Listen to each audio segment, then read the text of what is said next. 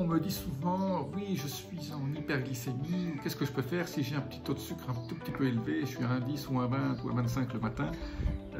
Comment revenir à un niveau glycémique, à votre taux de sucre à jeun le matin optimal, c'est-à-dire 90, 95. Je vous donne 4 conseils tout simples, 4 conseils nutritifs pour avoir une glycémie optimale à jeun, pour ceux qui le désirent. En plus, vous allez avoir plus d'énergie et vous allez perdre du poids.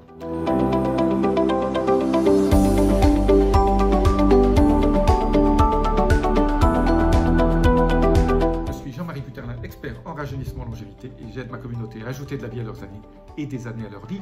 Et aujourd'hui, 4 petits conseils tout simples pour réguler votre glycémie. Pour ceux qui ont soit en hypo, soit en hyper, on est toujours un peu nauséeux, on se sent... on prend sa glycémie le matin parce que maintenant beaucoup de gens vérifient leur glycémie. C'est vrai qu'au-dessus d'un 20, on commence à être, il faut peut-être aller consulter un médecin. Donc je dis toujours, je ne donne jamais de conseils médicaux sur cette chaîne. Si vous avez un problème médical, consultez votre médecin. En attendant, peut-être suivez certains de mes conseils. Alors le premier, c'est un conseil déjà multicentenaire, c'est le vinaigre de cidre. Donc vous savez très bien que moi je prends combinaison citron, vinaigre de cidre le matin, ça régule votre glycémie de façon absolument géniale. Une cuillère à soupe de vinaigre de cidre dans un demi-verre d'eau et vous rincez après avec un peu d'autre.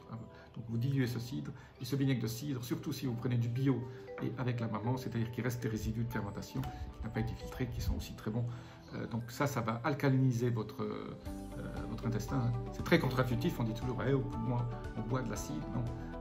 En fait, le vinaigre de cidre n'est mauvais que pour vos dents si vous le gardez trop longtemps parce que ça va attaquer votre émail. Donc, surtout buvez-le rapidement.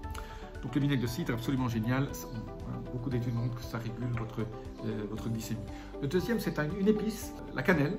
La cannelle connue depuis très longtemps. Surtout utiliser la cannelle de Ceylan. C'est celle qui n'a pas de toxicité. La cannelle de Ceylan, saupoudrez vos aliments avec, juste un petit peu chaque fois. C'est pas la peine de le prendre en complément. Juste utiliser la cannelle dans vos aliments. Et ça va vous aider à réguler votre glycémie. Ça va améliorer aussi votre digestion. La cannelle, on appelle ça une de ces super épices absolument géniales. Troisième conseil qui ne coûte rien, mais qui est super bon pour votre santé, c'est marcher 40 à 45 minutes, un pas assez rapide. Ça va aussi réguler votre glycémie parce que vous allez consommer de l'énergie, vous allez consommer un peu de glycagène qui est dans votre foie et il va utiliser le glucose restant dans votre sang, puis après le glycagon, et après il va commencer à métaboliser votre graisse brune et en faire des cétones. Voilà, donc ça c'est aussi un cercle vertueux, mais il faut 40 minutes.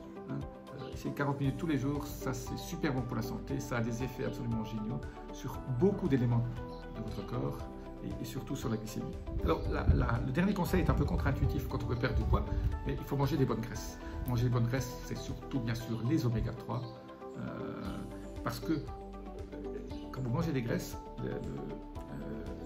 peu de féculents, peut-être le sucre que vous avez mangé, en fait les graisses ralentissent le transit intestinal, donc vous allez absorber moins vite les sucres aussi que vous avez peut-être mangé, si vous avez mangé des pâtes ou un peu de féculents.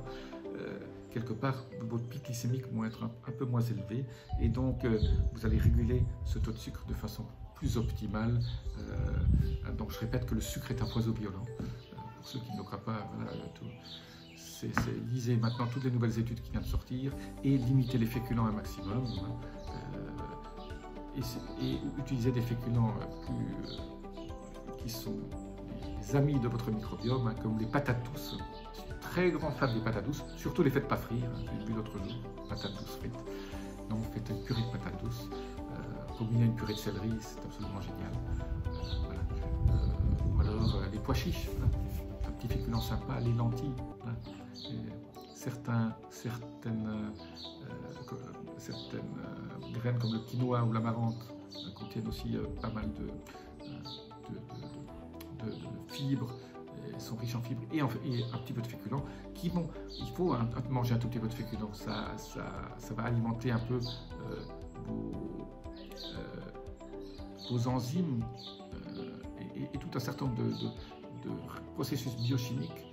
Si on mange zéro féculent tout le temps, vous allez aussi ralentir d'autres parties de votre métabolisme qui a l'habitude de faire ça, et c'est pas bon non plus. Il faut toujours rester équilibré, ne jamais être dans l'idéologie tout un ou tout l'autre. Juste au niveau des fruits, voilà, il faut au niveau des fruits juste rester dans le kiwi, la myrtille, bon, quand c'est en saison, la framboise, le cassis, la mûre, voilà, des choses qui ne contiennent pas beaucoup de sucre, surtout pas de pommes, qui en plus, même si sauf si elle est bio, contient énormément de pesticides. Donc manger du bio le plus possible, parce que ça c'est absolument dommageable à votre microbiome. Voilà, laissez-moi vos commentaires, les petits boutons. Namasté.